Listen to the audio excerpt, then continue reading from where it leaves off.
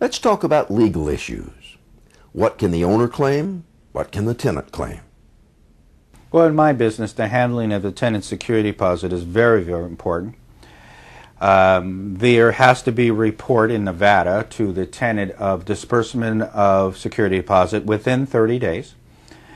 In Las Vegas, the fine for not doing that security statement is 2.5 months of the amount of security deposit. So if it's $1,000, it's $2,500. But I have to understand this is not my money. So if I'm spending it, and I'm spending it correctly, then I have to document where did it go.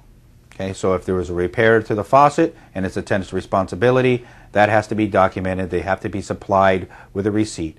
And you should have the documentation to prove what you're doing. Pictures are a wonderful thing for documentation of damage and repairs. Judges love pictures.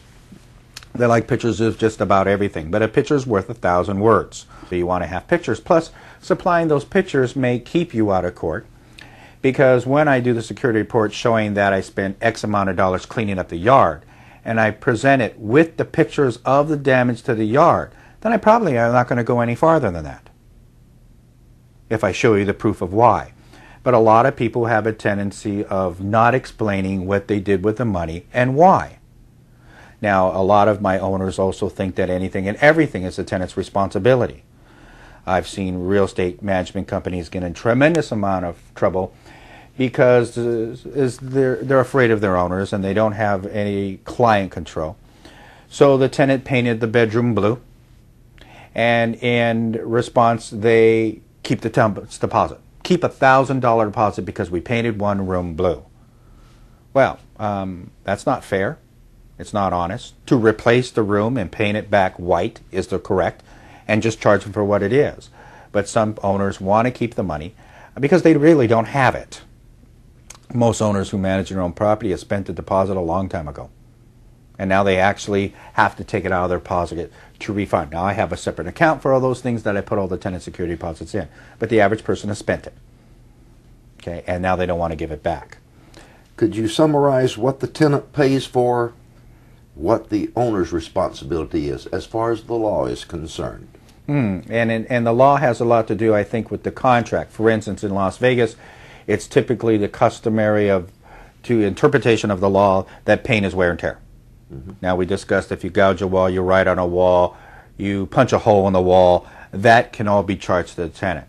But paint is normal wear and tear, and most owners don't think that. They think if the house goes empty, the tenant should have to pay it. And it's business. It's part of doing business. You rent cars, you're going to change tires once in a while. Repair issues depend on what the court decides at that time. Is that correct? And also what is in your contract. Okay? So you could write a contract that the tenant's responsible for all repairs. Every single repair in the whole house. Okay? You could write that contract. But the problem with all contracts is the question is whether or not they're worth the paper they're written on. And when you go to court, you can go to court for lots of different things. And for instance, with evictions, the tenant, while at least in Las Vegas, can be presented with a 5-day notice to pay rent or quit. And it's pay rent or move out, fairly simple. And the tenants are not supposed to be able to allow to postpone this eviction because of the answer is, I just don't have the money. But they stop evictions for that all the time. And they set up court dates all the time for that. Okay? It's not in the law, but it's what happens in practical practice. So you have to understand that and review that. I tried to explain to an owner where you have an excellent tenant who paid the rent on time, left the house wonderful, and we're down to a very small item, say $65. Okay. Now, if you tell me to go and charge them for it, I'll charge them for it. But next thing you know, we get a demand letter stating that they think this is not fair and why. And that if they do not get their money back, then they're going to take it through the legal process and take it to the small claims court. Okay. The question is whether or not they're angry enough to go through that effort for $65. But the thing to explain to my owner is, the drawback is, yes, right is right, and you are absolutely right. But if we go to small claims court, the judge is going to review the whole file, not just this one item. He's going to look at the whole security deposit and whole disbursement process.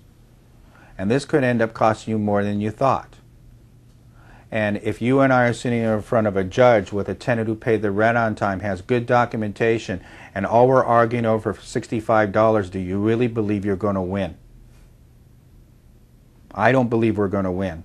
I believe your tenant is going to be looked at as a reasonable, decent tenant, that the expense is considered to be business and part of the business, and most judges that look at that the property management business is a business. There are costs involved in any business of renting houses out, and expenses to repairs, maintenance, and even damage should have been assumed in that decision to go into business. Steve, what about going to court? It's a waste of my time. It's a waste of your money. It's just a big waste. 99% of all court can be avoided. I am hardly ever in court. Very rarely am I in court. What you need to do to prevent from going to court is the most important. So if we're packaging the security statement and we have the documentation to prove why we charged it, and we have the pictures to back it, and we present that to them in that manner, they probably will not go to court. Now, if you just frivolously say, I'm going to keep your $1,600 because you left the house dirty, the yard was a mess, and you left holes in the walls, you are asking for a response that will probably go to court. But if you have documentation, you show the yard, you show the holes in the walls, you show the expenses, you show the invoices, then that's where you win your court case before you even go to court. Let's talk again about front-end kinds of tasks. Let's start with buying right. Could we summarize how you buy right so you don't have problems later? It comes down to what everybody knows already: the location, the location, the location, and the location. Location is everything. I can live with a smaller house than I'm used to, Gene, if it's by the right school. I want everything to be, for my kids, I will sacrifice things for school. So if I'm used to an 1,800 square foot house, but nothing available in that school district, I will live with a 1,300 square foot house if it gets my kid in the right school. And I like the person who thinks that way, because that tells me that I will probably, in my mind, I'm going to have a little less problems with that person as a tenant. Are there any other front-end tasks that you'd perform in order to avoid problems in the future? Know your market. Please know your market. There's a tremendous amount of people who come to Las Vegas, who have been to a seminar, not in Las Vegas, in Southern California, Northern California, Arizona, and Utah, who have been told by companies who specialize in investors that they can come into a strange town and on the first weekend out buy a piece of property with a very low down payment, showing it as a second home, pay somebody like myself 10% and still run a positive cash flow. So 5% down, pay me 10%, positive cash flow. That's a pretty big pie in the sky. Okay, so for instance, we had discussed a little thing earlier where at one time I was very interested in buying a piece of property in Maui on the islands in Hawaii.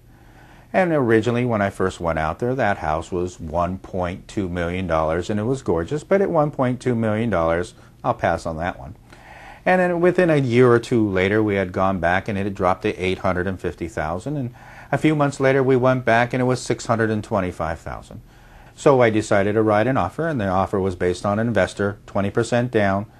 The calculations I made it, or the rent service I made it, would rent for $2,200 a month, took away expenses. My offer was $475,000. Luckily, we were rejected on the offer because within a few months later, we were back in Maui, and that house had gone in foreclosure for $425,000. If I had run out and bought that house immediately, I would have not done very well. And it truly took me a few years before I knew that market well enough, okay, as a stranger coming in town, to purchase there. You've given us some excellent advice about preventing costly mistakes. Let's wrap up this segment and continue in segment 4 with your ideas for making a profit.